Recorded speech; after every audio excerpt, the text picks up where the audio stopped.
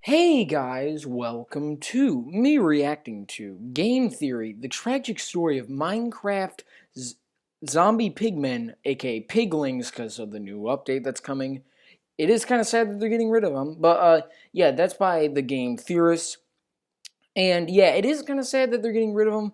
Also, aren't they allowing, I think they are allowing you to sleep in the nether now, which kind of ruins the whole, thing, because I swear, like, yeah, a lot of people always know that, like, people can't sleep in the nether, yet now I think they're adding that. But yeah, anyways, guys, we're links in the description. Make sure to subscribe to the Game Theory. Anyways, let's get right into it. So, last Minecraft Theory had me doing a lot of tree punching. Oh, yeah. And I have no doubt that me teaching you how to punch down a tree like you do in Minecraft inspired tens of thousands of you loyal theorists out there to try it for yourself. Mowing down saplings faster than an overeager lumberjack. That's why today, I want to start the episode by making amends. Theorists, it's time to stop the punching and start the planting. Oh, yeah! You may have heard of him. He runs a Oh, channel yeah. called... Guys, yeah, go, okay, yeah, go, pitch in to the fundraiser, because, yeah, I honestly agree that this is a great fundraiser with the whole, like, 20 million trees thing. This is great. I think that's a great fundraiser. Mr. Beast is a YouTuber that's looking to make a difference. He's also from North Carolina. I'm from North Carolina. Yes, they know that. Mr. Beast, alongside another friend of mine, the incredibly smart Mark Rober, are currently working to raise $20 million in order to plant 20 million trees by 2020. It's a very numerically sound thing. Anyway, it's in honor of Jimmy hitting 20 million subscribers, which, good for him. Not jealous of that or anything. But anyway, I'll let Jimmy and Mark explain for themselves. We went through a bunch of different options on how to pull this off and eventually settled with working with the Arbor Day Foundation. They're the largest, most well-respected nonprofit for planting trees, and we got them to agree that for every $1 we raise, they would plant 1 tree. That literally means if someone donates $3, 3 more trees will exist in the world than if they didn't. It's pretty incredible, right? So if you'd like to be a part of this massive movement to make the world just a little bit greener, a donation link to the fund is in the top line. I'll also leave the link. 100% of your donation goes directly to the Arbor Day Fund, and every dollar is 1 more tree in the ground. If everyone who watches this video gives $1, well, I don't know how many people will watch this video, but it's not a hard math problem to solve. It is literally multiplying by 1, so I trust you to be able to do the math in your head. Anyway, with that being said, and us making amends for all the trees that we punched down, it's time to talk zombie pigs. Alright. Hello, Internet. Welcome to Game Theory. What? Minecraft trees. I'm still icing my knuckles after last week. Today, we're continuing our deep dive exploration into the lost lore of Minecraft by looking at what is, in my opinion, the strangest what did happen to the zombie pigmen? The zombie pigmen. And for me to call them out as the strangest is saying a lot, considering this is also a world full of living snowmen and laser-shooting pufferfish. Maybe it wouldn't be so strange if this was a mob that was only a bipedal pig creature that lived in HE-double toothpicks, but no, it has to be a zombified bipedal pig living in HE-double toothpicks that also carries around a butter sword for reasons, and also has no non-zombified versions of itself left anywhere on the planet. Now that is a weird collection of attributes, and if we're being 100% honest, it's probably because their origins are pretty bizarre. Tall, human-like pigs have been kicking around as an unused idea in Minecraft since the very beginning. A Minecraft user first came up with the idea for Pigmen way back in 2010, and the game's creator Notch almost used them as the game's village. Yeah, oh yeah, I remember that. Yeah, so Notch had a bunch of ideas for the game, and then I think MOJANG took the project, and like they wouldn't allow that anymore. So they just had zombie pigmen. And not only that, they're changing that to piglings. A year later, it didn't happen. And in 2012, Notch revealed in the documentary Minecraft: The Story of Mojang that the game's signature creature, the Creeper, was also born out of tall pig monsters. Well, I mean, the creepers were a mistake. I don't have any modeling programs to do the models, and I accidentally made them tall instead of log. So it was like a tall thing with 4 little feet. And that became the creeper. It was supposed to be a pig. So if I were to guess, the zombie pigmen exist and are connected to creepers, villagers, and normal pigs purely because of a sequence of happy accidents, coding errors, and scrapped ideas that got eventually made into canon. But But that's the real story for why zombie pigmen are probably in this game. What we're interested in is the fictional story. How can these creatures possibly fit into the shockingly deep and surprisingly cohesive lore of Minecraft that we've been building over the last couple of episodes? How do you fit undead pigs from HE double hockey sticks into a tale about an ancient civilization of long-lost builders? I gotta be honest, this one started as I have no idea how we're gonna explain this, but by the end of my research, I think we got a pretty solid case here, friends. To start piecing together the lore of the zombie pigmen, we first have to look at their in-game behavior for clues. Now, obviously these creatures are most commonly associated with the Nether, but they can, on very rare occasions, appear in the overworld. When lightning strikes within 4 blocks of a pig, the zombie pigmen will suddenly spawn. That immediately tells us that these two creatures are in some way connected. That the pigmen, at least at one point in their history, were related to normal, everyday pigs. We also know that the pigmen share some form of psychic link. Now, that might seem absurd to say, but Oh yeah, because then they attack everything. If one of them gets hit, all of them just start attacking. their hostile behavior patterns confirm it. Attack one zombie pigman, and somehow all the others within a massive radius will become aggressive and converge on Steve. And it's not because they're hearing their attacked friend, since the sounds they make are relatively quiet. And everyone is still aggressive, even if that attack happens in a completely sealed off closed box that should deaden the sound to any outside listeners. The immediacy and aggression of their attack can only mean that they're linked in some way. And lastly, it's also important to note that they don't begin as hostile. They only turn hostile when they've been attacked. So under normal circumstances, they technically have nothing against Steve. It's only once Steve becomes aggressive that they suddenly have a reason to defend themselves. This admittedly gives us a lot to work with, but it's still just a bunch of loose threads without something to tie it all together. Maybe it's like something where like pigs got like struck by lightning or something like that. Maybe it's something like, yeah, when a pig got struck by lightning, it turns into a zombie pigman, but all of them went into the nether or something like that. I don't know. Maybe there was like lightning, a huge storm. Yeah, maybe like the nether was an overworld, and just like a huge storm turned it into this like hellish wasteland. And then, yeah, and then that's what happened. Like everything just like the pigmen were created, and like everything else was created that way as well.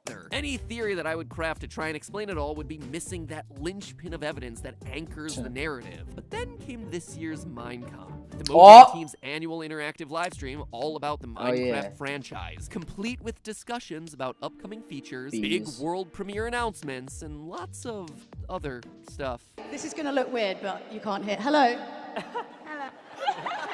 Because you gotta juice that sweet, sweet watch time. And this I year, didn't see that. gooey hands and whatever this was, we received a ton of new information about what changes are rolling out into the Minecraft world over the next couple of months. Bees, honey blocks, target blocks. But of all the new content, it was the changes coming in Minecraft 1.6, the Nether update. It's really 16. caught my attention. Specifically, the new Piglin civilization. Zombie pigmen are no more. Piglins and zombie piglins are here to stay. Piglin is actually what we call the Pigmen now. The piglin is almost like a new civilization that we add to the Nether. But there was one detail about this mob in particular that caught my attention. They are actually hostile towards the player. They also don't like wither skeletons. They don't like wither skeletons, huh? That's an oddly specific detail for them to call out. From writing all of these episodes, I gotta say that so much of piecing together this game's story relies on picking apart spawn conditions and hostile behavioral patterns. Like in any good story, those sorts of details are telling you the relationships between our main characters, as it were. And so hearing Jeb call out the hostility towards one particular mob really stood out to me, especially since, as we established during our episode on the Wither skeletons are most likely the remains of the ancient builder race. There are plenty of reasons as to why, but I'm not going to rehash them here. You can just watch that video if you're interested. But I already did. I made a reaction video. Violently towards wither skeletons, aka the ancient builders, that was the last detail that I needed. There's hostility between these two groups. Something happened long ago between these two civilizations, and it hasn't been forgotten. Even long after both civilizations have largely died off. So let's start putting all these pieces together, shall we? We know that the ancient builders started in the overworld, and at some point they created a nether portal and started to explore down there. We know this based on the chests and the fortresses that exist down in the nether that could really have only been built by them. Now, here is where the piglins come in. At some point, the builders brought their pigs with them into this hostile environment. Again, we know this based on that lightning strike evidence. Pigs and zombie piglins are connected, and yet there are no pigs in the nether, meaning that they must have started in the overworld.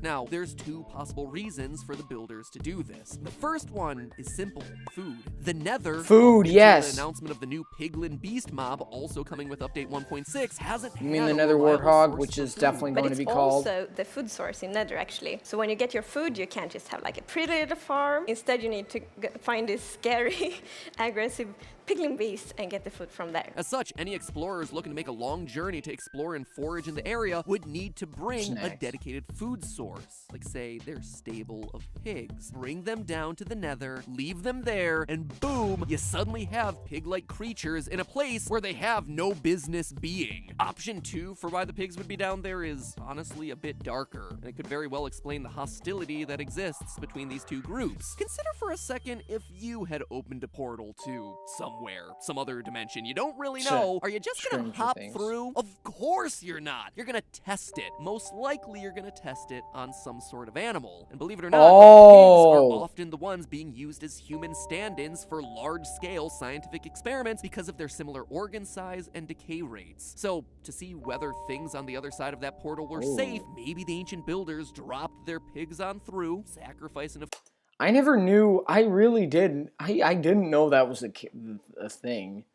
I never knew that pigs were being tested in, like, filling in for humans. I never thought of that. Few of them in the name of science. Either way, pigs are brought to the nether. And I don't know about you, but that would definitely give me a reason to hold a grudge against the people who brought me there, be they human or their undead wither skeleton forms. It also helps explain the wishy-washy aggressive feelings they have towards Steve. Zombie pigmen aren't aggressive towards Steve because he's not the one who brought them there. On the other hand, piglins are now aggressive towards Steve because, hey, he's a descendant of that ancient race of builders. So that explains how a pig-like species would get into this hostile supernatural environment and why they might be mad at the wither skeletons, but obviously it's skimming over a few teeny tiny details that might also need to be explained, like how they became walking, sword-wielding psychic warrior zombies. That's a pretty big logical leap to make there, right?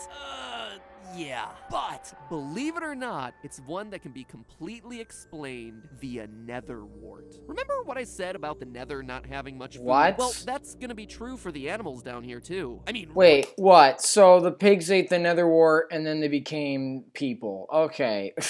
Really, what would a pig eat down there? Crops require water, and it's simply not possible to place water down in the nether. As such, the only thing that they're going to be able to eat down there is nether wart. But if that were truly what the builders were feeding their primary food source, you would expect them to harvest it, right? Well, wouldn't you know it, but if you look at the essential elements of a nether fortress, those places that were constructed by the ancient builders as their home away from home as they explored the hostile underworld, you see bridges, a lava well room, and surprisingly, nether wart gardens. Gardens placed there to harvest the only crop that could be grown in such a hostile landscape. So we know that the builders were indeed harvesting the stuff, but then why is nether wart so important here? Well, we also know that the Minecraft universe is one where you quite literally are what you eat. In our Enderman video, I linked the ancient builders being forced to eat the native crop of chorus fruit, with them slowly obtaining the plant's teleportation abilities. And while yes, that was admittedly just speculation, we don't even have to go into the realm of theories to prove this one. Ladies and gentlemen, I present to you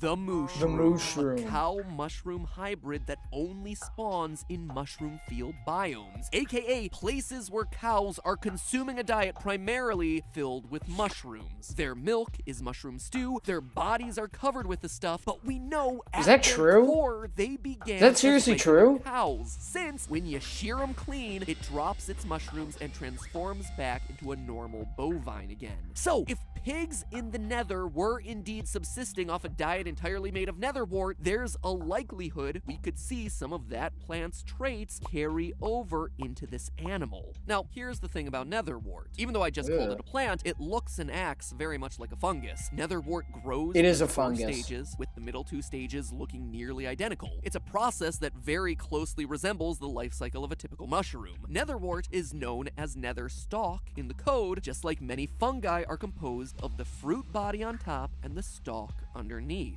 It doesn't need sunlight to grow and instead thrives in the warm, dark environment of the nether, just like a real-world fungus. Hold up.